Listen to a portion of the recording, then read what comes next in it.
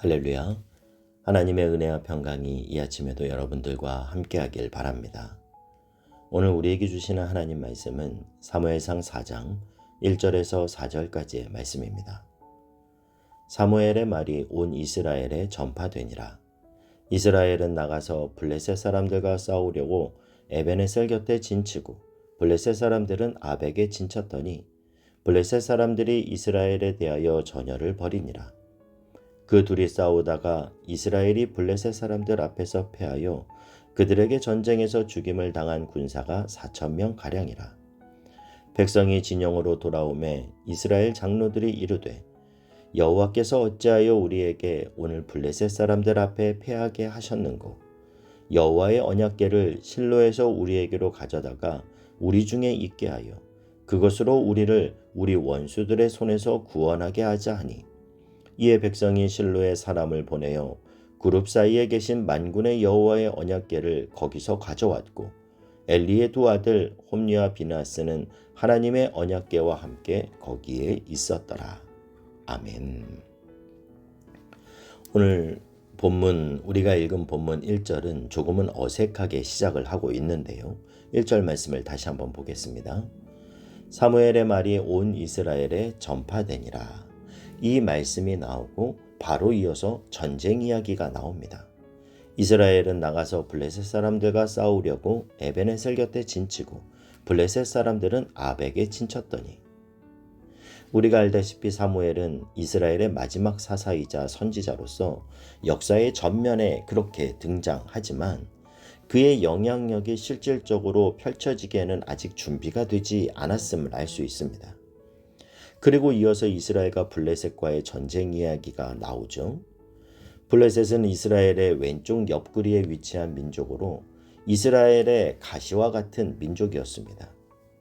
그런데 이번 전쟁을 보면 이스라엘은 여느 때와 다르게 형식적으로나마 하나님께 묻는 일이 없었습니다. 사무엘의 말이 온 이스라엘에 전파되는 그런 상황에서조차 말이죠. 우리는 이 1절의 말씀을 보며 인생에는 두 종류가 있다는 걸 알 수 있습니다. 하나는 하나님의 존재를 인정할 뿐만 아니라 삶 속에 그 능력을 개입시키며 살아가고 있는 인생. 그리고 또 하나는 입술에는 하나님의 존재를 인정하지만 정작 인생의 위기가 찾아왔을 때 하나님께 묻지 않는 인생이에요. 우리는 이러한 모습을 엘리사에게서 극명하게 볼 수 있습니다. 열왕기하에 보면 엘리사와 사환의 이야기가 나오는데요. 아람 군대가 계속 방해꾼 노릇을 하고 있는 엘리사를 잡으려고 엘리사가 머물던 도단성을 에워쌌습니다. 그랬더니 엘리사의 젊은 사환이 그 모습을 보고 깜짝 놀랍니다. 열왕기하 6장 15절에 보면요. 하나님의 사람의 사환이 일찍이 일어나서 나가보니 군사와 말과 병거가 성읍을 에워쌌는지라. 그의 사환이 엘리사에게 말하되 내 주여 우리가 어찌하리이까 하니. 자기를 둘러싼 군대를 보고 절망하고 있는 젊은 사환의 모습이요. 그랬더니 엘리사가 말도 안 되는 이야기를 하는 겁니다. 16절에 보면 대답하되 두려워하지 말라. 우리와 함께한 자가 그들과 함께한 자보다 많으니라. 사환의 입장에서는 무슨 뚱땅지 같은 소리입니까? 내가 가보니까 적들밖에 안 보이는데요. 왜 엘리사는 이런 뚱딴지 같은 소리를 하게 됐을까요? 그가 뭘 봤기 때문입니까? 16절 17절을 한번 다시 보면요. 대답하되 두려워하지 말라. 우리와 함께한 자가 그들과 함께한 자보다 많으니라 하고 기도하여 이르되 여호와여 원하건대 그의 눈을 열어서 보게 하옵소서 하니 여호와께서 그 청년의 눈을 여심해 그가 보니 불말과 불병거가 산에 가득하여 엘리사를 둘렀더라. 엘리사는 젊은 사환이 보지 못한 것을 보았기 때문에 두려워하지 않았고 반대로 젊은 사환은 그도 하나님을 알고 입술에는 하나님이 있었지만 인생의 위기를 만날 때 그 믿음이 작동하지 못했기 때문에 그는 두려움에 떨었습니다. 여러분, 인생의 두려움이 찾아올 때 그때야말로 우리의 믿음은 하나님을 향한 입술의 믿음에서 작동하는 믿음으로 나아가야 할 때입니다. 여러분, 이 아침 저와 여러분이 믿음을 가지시되 큰 믿음을 가지시길 바라고, 그 믿음으로 하나님을 여러분의 삶의 현장으로 모실 수 있기를 주님의 이름으로 축복합니다. 전쟁의 모습을 좀 더 살펴보면요, 2절 말씀을 보겠습니다. 블레셋 사람들이 이스라엘에 대하여 전열을 벌이니라. 그 둘이 싸우다가 이스라엘이 블레셋 사람들 앞에서 패하여 그들에게 전쟁에서 죽임을 당한 군사가 4,000명 가량이라. 이 전쟁에서 불행히도 이스라엘 군사 4,000명 가량이 목숨을 잃고 대패하게 됩니다. 망연자실한 지도자들이 모여 원인을 분석했는데 하나님의 임재의 상징인 언약궤를 가지고 있지 않아서 패했다, 이런 결론에 이르게 됩니다. 그래서 그들은 실로에 있던 언약궤를 전쟁터로 가지고 오죠. 그런데 여러분, 원래 언약궤는 이스라엘 전체 공동체가 함께 움직이지 않는 한 절대 움직일 수 없는 것이었습니다. 이와 관련해서 신명기 12장 5절은 이렇게 말씀하는데요. 오직 너희의 하나님 여호와께서 자기의 이름을 두시려고 너희 모든 지파 중에서 택하신 곳인 그 계실 곳으로 찾아 나아가니, 하나님이 자기 이름을 두시려고 결정한 장소가 언약궤가 있는 장소입니다.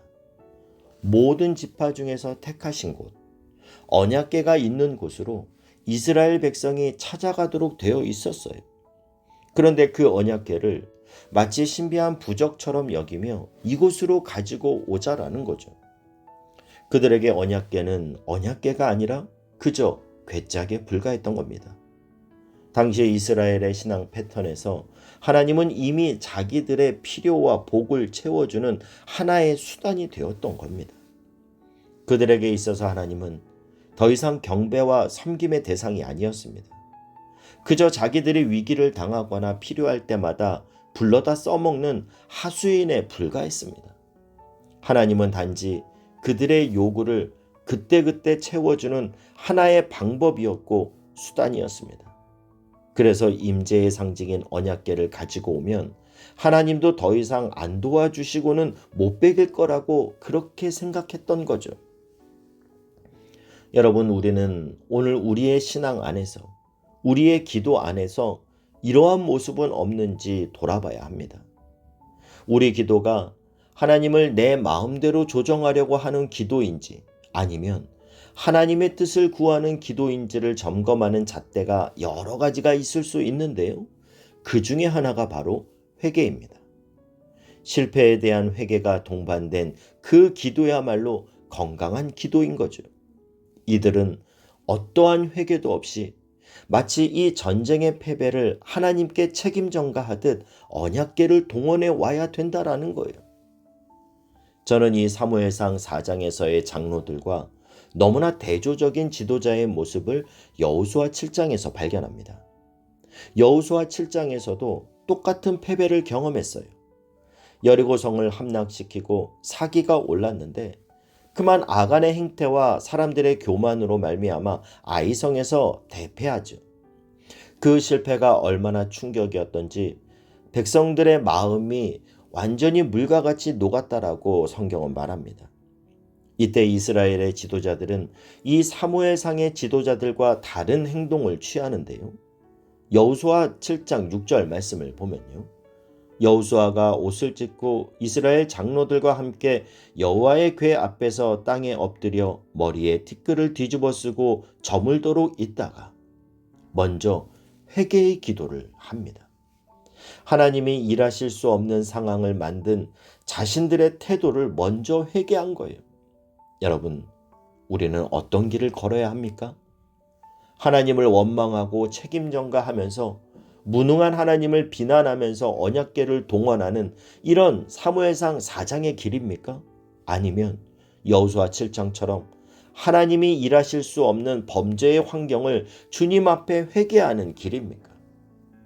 바라기는 저와 여러분의 기도와 신앙이 부적신앙이 아닌 하나님을 존중히 여기는 경배신앙이 되실 수 있기를 축복합니다. 오늘 하루 나의 경배를 받기에 합당하신 하나님께 우리의 모든 시간과 고백을 통해 최고의 경배를 드리는 하나님이 기뻐 받으시는 삶의 예배를 드리는 저와 여러분이 되실 수 있길 주님의 이름으로 축복합니다. 기도하겠습니다. 사랑하는 하나님, 하나님을 향한 우리의 신앙이 받기 위한 신앙이 아닌 진실한 감사와 경배가 담긴 순결한 신앙이 되게 하여 주시고, 인생의 위기 가운데 입술의 고백을 넘어 삶의 고백이 있는 살아있는 믿음, 큰 믿음의 사람 되게 하여 주시옵소서. 예수님의 이름으로 기도하옵나이다. 아멘.